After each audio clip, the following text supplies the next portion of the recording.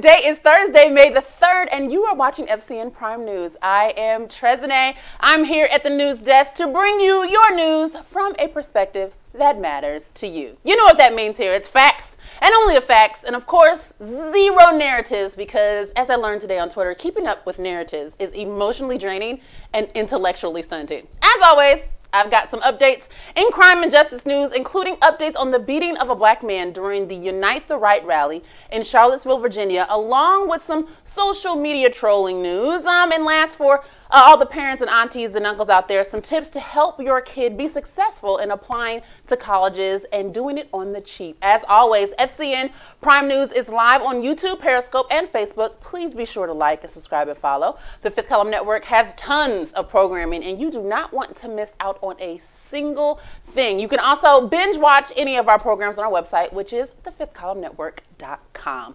All right, first news stories for this evening. A racist comment from a teacher causes the school to give the teacher the boot. A substitute teacher in Kansas was kicked out of school after allegedly telling the student, "Don't give me your ugly black girl face." It happened at Richard Warren Middle School in Leavenworth, Kansas. The student's mother, identified only as Jamila, was visibly distraught during an on-camera interview with local news. She said that her daughter, the student in question, came home crying, saying the teacher made that statement twice loudly in front of the entire class. Jamila said she first learned about the statement after the principal called her to say that there was a teacher who was removed from the school for making racial derogatory remarks. The school district confirmed that the allegations were indeed true. The principal interviewed the student and then told the substitute teacher that she needed to leave the campus. For Jamila, though, the incident was just part of a chain of problematic events at the school. A former school district attorney, she said that there was a Halloween party where a student was allowed to wear a costume that looked just like a KKK robe and hood.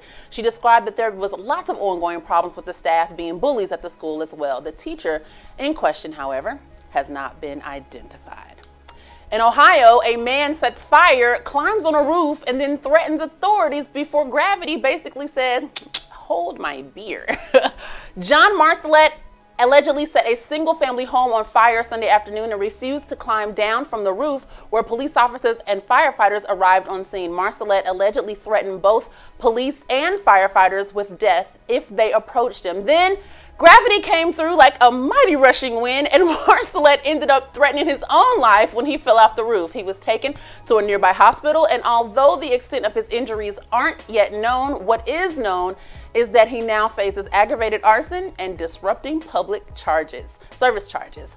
The local fire department and first responders apparently got a kick out of this because they posted a link to the news story on their Facebook page with emojis.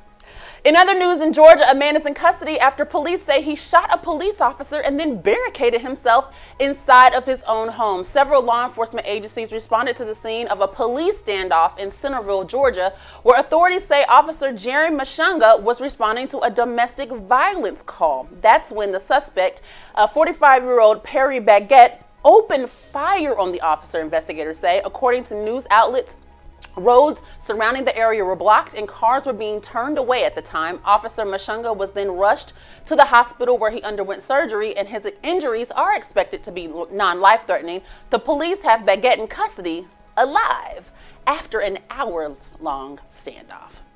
The white attacker is found guilty in the beating of a black man in a parking garage during the Charlottesville protest. Jacob Scott Goodwin, age 23, was among a group of attackers captured on a widely shared cell phone video in the August 12th beating of DeAndre Harris in a parking garage during the Unite the Right rally. Goodwin faces up to 20 years in prison after being found guilty of malicious wounding by a Charlottesville jury this past Tuesday. He remains in the local jail and will face sentencing on August 23rd. While the charge carries a maximum sentence of 20 years in prison, the jury recommended a sentence of 10 years and a $20,000 fine, according to a local prosecutor. Goodwin is the first of 4 alleged attackers to face a trial in the beating of DeAndre Harris.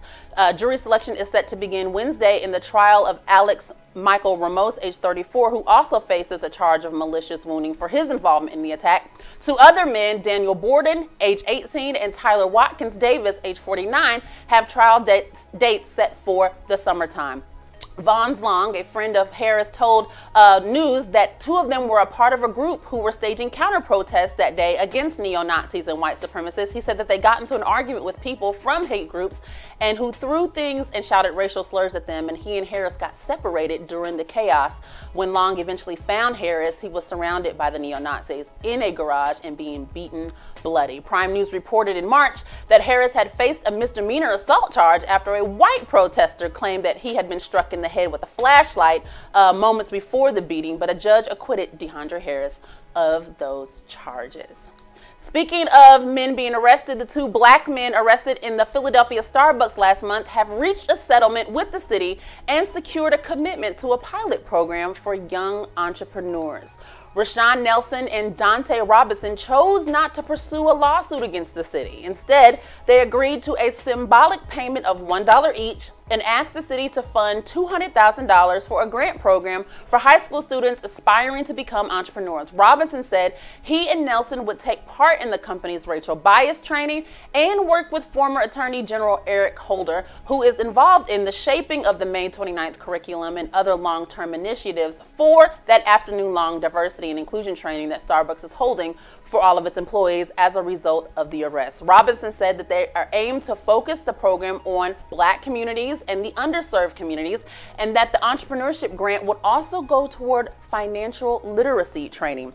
Stuart Cohen, the young men's attorney, noted that the $200,000 grant was set to last only 1 year.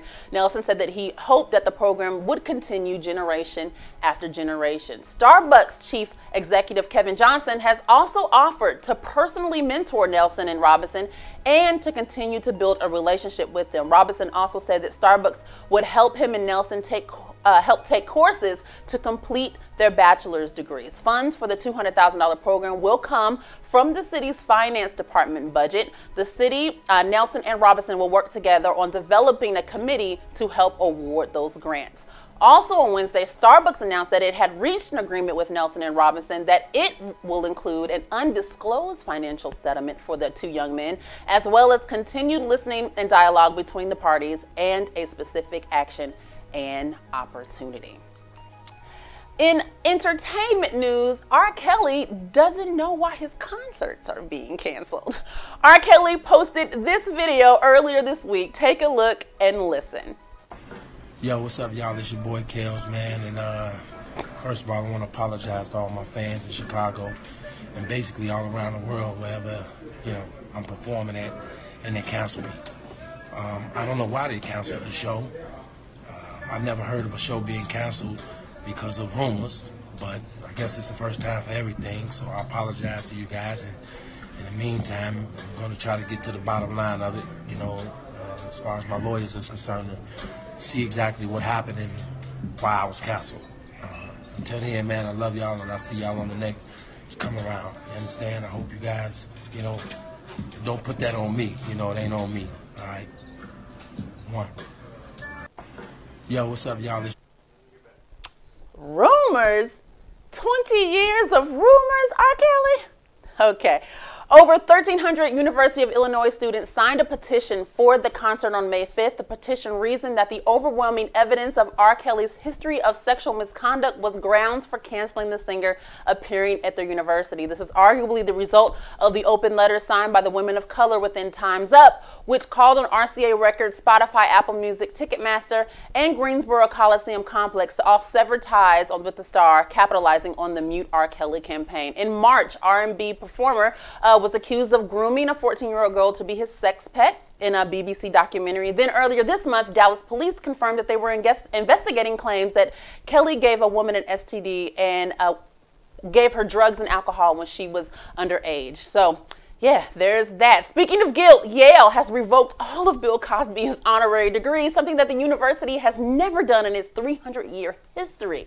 The school's board of trustees voted to rescind the degree it awarded to Cosby in 2003. The decision said was based on court record, providing clear and convincing evidence of conduct that violates its fundamental standards of decency, all shared by the members of their community, conduct that was unknown to the board at the time that they awarded that degree. The board took this decision following Cosby's criminal conviction After he was afforded due process, Yale is said is committed to the elimination of sexual misconduct and the adherence to due process.